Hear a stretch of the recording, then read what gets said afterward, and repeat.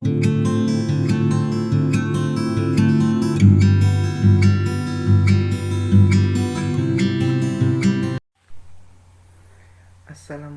warahmatullahi wabarakatuh. Perkenalkan, nama saya Kurnia Jordan Pratama, NIT 18624-042. Di sini saya akan menjelaskan materi saya, yaitu tentang kepemimpinan. Sebelum saya menjelaskan materi saya, di sini saya menggunakan metode mind map, yaitu rangkaian-rangkaian materi yang akan dibahas. Sebelum lanjut ke pembahasan, di sini saya mengawali dengan latar belakang.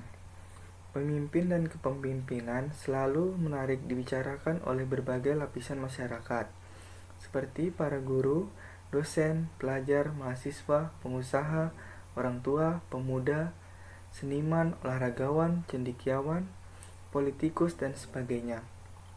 Pada intinya, semua yang terikat dengan orang lain atau dengan perkumpulan, himpunan, asosiasi, lembaga, dan organisasi, semuanya tidak dapat terlepas dari pembahasan tentang pemimpin dan kepemimpinan.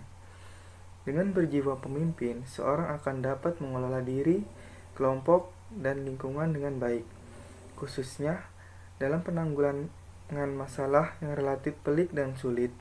Disinilah dituntut kearifan seorang pemimpin dalam mengambil keputusan agar masalah dapat terselesaikan dengan baik.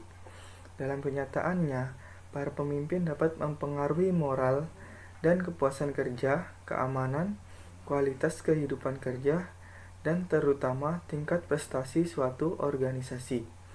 Para pemimpin juga memainkan peranan penting dalam membantu kelompok, organisasi, atau masyarakat untuk mencapai tujuan mereka. Selanjutnya, mari kita ke pembahasan. Definisi kepemimpinan. Kata kepemimpinan yaitu kata yang berasal dari istilah umum yang dipakai dan merupakan gabungan dari bahasa ilmiah yang tidak didefinisikan kembali secara tepat. Menurut Jens 1980, kata kepemimpinan memiliki konotasi yang tidak ada hubungannya dengan kepemimpinan itu sendiri, sehingga dapat memiliki arti yang mendua. Beberapa definisi kepemimpinan menurut para ahli. Yang pertama, Rauch and Behling 1984-46. Kepemimpinan adalah proses untuk mempengaruhi aktivitas kelompok yang terorganisasi yang bertujuan untuk mencapai sasaran. Yang kedua, Palhersey and Blanchard 1988. Kepemimpinan adalah proses yang mempengaruhi aktivitas seorang atau kelompok orang yang bertujuan untuk mencapai tujuan yang disepakati dalam kondisi tertentu. Kepemimpinan berkaitan erat dengan pengarahan, pembangunan tim, serta pemberian inspirasi bagi anggota kelompok melalui keteladanan maupun ucapan. Yang ketiga, Jacobs and Jacques 1990-281. Kepemimpinan adalah proses memberikan tujuan, arahan yang berarti ke usaha kolektif sehingga menyebabkan adanya usaha yang dilakukan bersama untuk mencapai tujuan. Yang keempat, Hemphill and Conch 1957-7. Kepemimpinan adalah perilaku individu yang mengarah aktivitas kelompok dalam rangka mencapai sasaran bersama. Yang kelima, menurut Descartes and Kahn 1978-528, kepemimpinan adalah pengaruh tambahan yang melebihi dan berada di atas keutuhan mekanis untuk mengarahkan organisasi secara rutin. Tidak berbeda halnya dengan definisi kepemimpinan. Konsep pemimpin yang efektif juga memiliki definisi yang berbeda antar satu ahli dengan yang lainnya.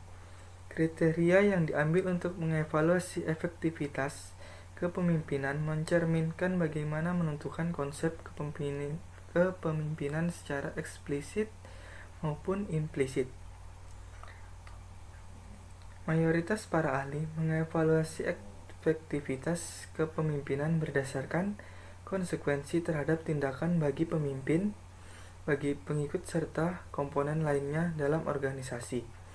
Secara umum, kepemimpinan adalah seni untuk mempengaruhi dan menggerakkan orang-orang sedemikian rupa untuk memperoleh kepatuhan, kepercayaan, respek, dan kerjasama secara royal untuk menyelesaikan tugas. Yang kedua, gaya kepemimpinan. Gaya kepemimpinan pada dasarnya mengandung pengertian sebagai suatu perwujudan tingkah laku dari seorang pemimpin yang menyangkut kemampuannya dalam memimpin. Perwujudan tersebut biasanya membentuk suatu pola atau bentuk tertentu. Ada beberapa gaya kepemimpinan, yaitu yang pertama adalah otoriter atau authoritarian. Adalah gaya pemimpin yang memusatkan segala keputusan dan kebijakan yang diambil dari dirinya sendiri secara penuh. Segala pembagian tugas dan tanggung jawab dipegang oleh si pemimpin yang otoriter tersebut, sedangkan para bawahan hanya melaksanakan tugas yang telah diberikan. Ciri-cirinya antara lain, yang pertama, dalam menegakkan disiplin menunjukkan kekakuan. Yang kedua, bernada keras dalam memberikan perintah atau instruksi. Yang ketiga, menggunakan pendekatan punitif dalam hal terjadinya penyimpangan oleh bawahan. Selanjutnya, militeristik. Seorang pemimpin yang bertipe militeristik adalah seorang pemimpin yang memiliki sifat-sifat berikut. Pertama, dalam menggerakkan bawahannya lebih cenderung menggunakan sistem perintah. Kedua, dalam menggerakkan bawahan senang bergantung kepada pangkat dan jabatannya. Yang ketiga, senang pada normalitas yang berlebih-lebihan. Yang keempat, menuntut disiplin yang tinggi dan kaku dari bawahan. Yang kelima, sukar menerima kritikan dari bawahannya. Yang keenam, menggemari upacara-upacara untuk berbagai keadaan. Selanjutnya, paternalistik. Seorang pemimpin yang tergolong sebagai pemimpin yang paternalistis ialah yang memiliki ciri-ciri sebagai berikut. Pertama, menganggap bawahannya sebagai manusia yang tidak dewasa dan perlu dikembangkan. Kedua, bersikap terlalu melindungi. Yang ketiga, jarang memberikan kesempatan kepada bawahannya untuk mengambil keputusan.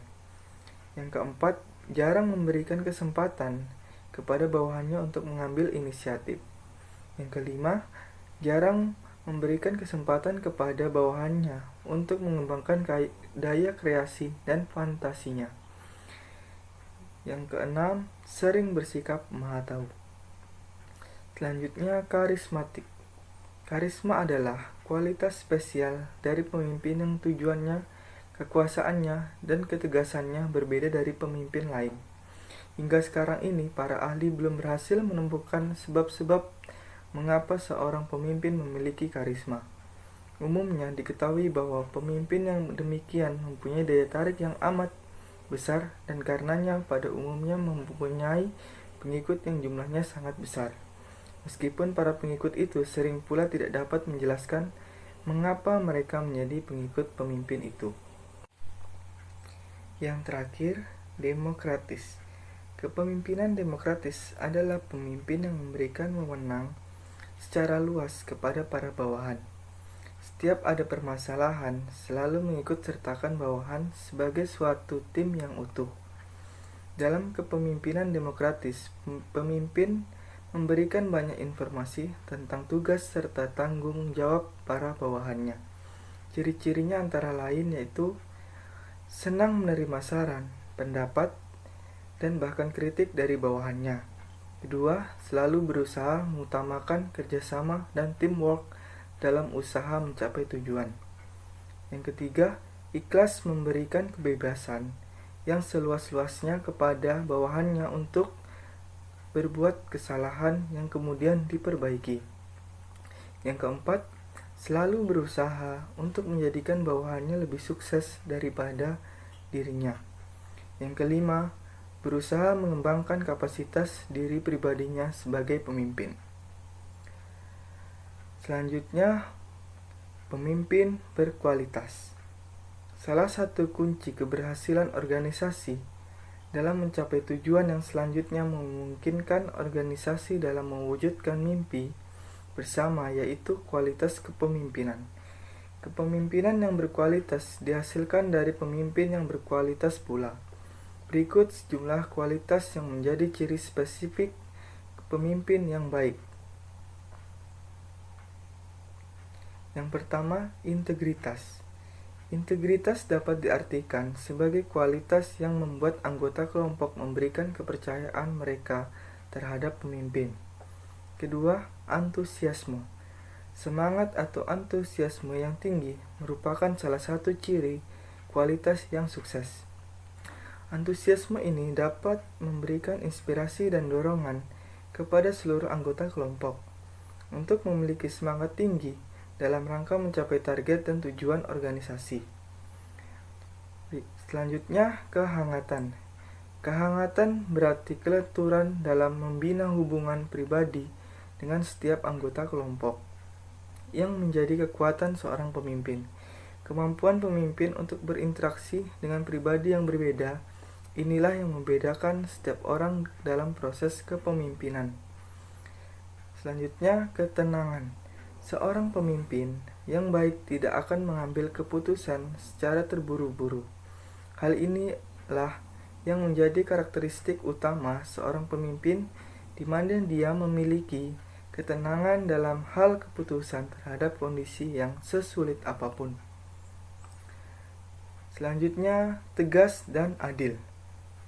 Keberanian seorang pemimpin dalam bersifat tegas dan adil serta berpihak pada kepentingan bersama atau kelompok merupakan kunci sukses pertumbuhan dan pengembangan tim kerja. Kombinasi ketegasan dan keadilan menjadi ciri kualitas pemimpin yang dituntut supaya dapat membina kelompok kerja sesuai dengan tujuan yang diharapkan. Bahasan terakhir mengenai mengembangkan keterampilan kepemimpinan. Program pelatihan formal telah luas digunakan untuk meningkatkan kepemimpinan dalam organisasi. Pelatihan kepemimpinan dapat mengambil banyak bentuk, dari lokeraya singkat yang hanya beberapa jam dan berfokus pada kumpulan keterampilan sempit, hingga program komprehensif selama 1 tahun atau lebih dan mencakup kisaran keterampilan yang luas.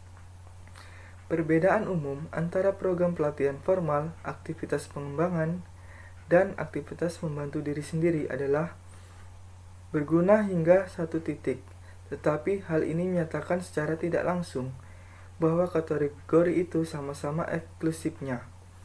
Pembelajaran dapat diperoleh dari suatu pendekatan yang memudahkan atau memperkuat pembelajaran dari suatu pendekatan lainnya. Sebagai contoh, aktivitas yang membantu diri sendiri, seperti menggunakan program interaktif komputer, dapat berguna untuk menyiapkan penguasaan pengembangan. Kursus singkat atau lokaraya bertujuan untuk menyiapkan seseorang untuk penugasan operasional khusus, atau biasa juga dilakukan untuk memperkuat keterampilan yang diidentifikasikan sebagai kekurangan dalam pusat penilaian pengembangan maupun umpan balik 360 derajat. Menurut situs Silimosaurus Juli 2010, beberapa cara mengembangkan keterampilan kepemimpinan. Yang pertama, diperlukan patokan, diperlukan ujian, membantu agar pelatihan efektif, percobaan, mengukur perkembangan. Sekian materi pembahasan dari saya. Bila ada kekurangan, mohon maaf dimaafkan. Saya ucapkan sekian dan terima kasih.